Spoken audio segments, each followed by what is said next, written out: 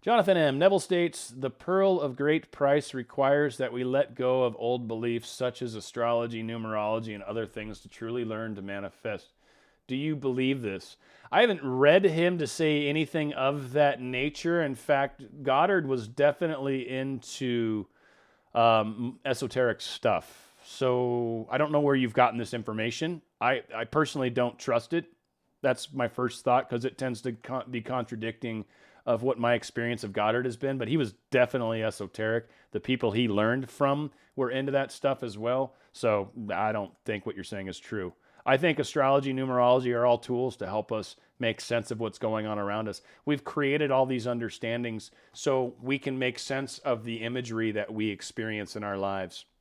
And it really does help. And true, there are patterns that we for sure experience in our lives.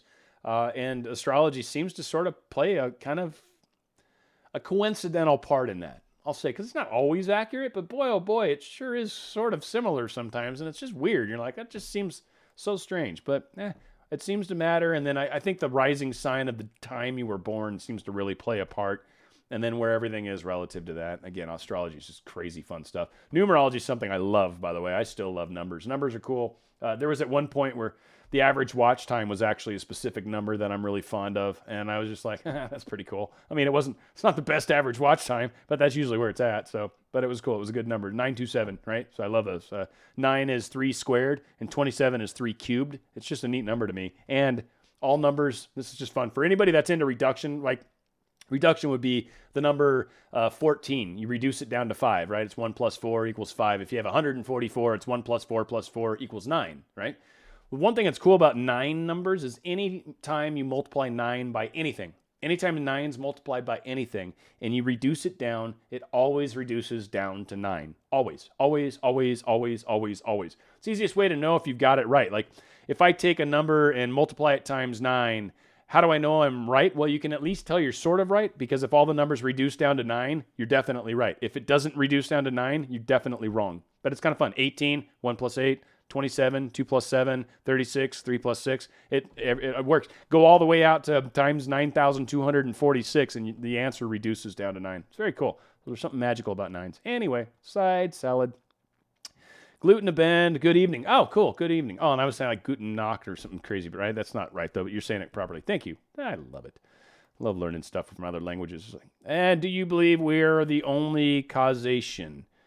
In our lives, I believe, Christine, I don't know, Stevenson. I believe we do co-create. So let me say that. We do co-create. It depends how it's affecting. Is it affecting, because there's stuff that we experience on a global basis.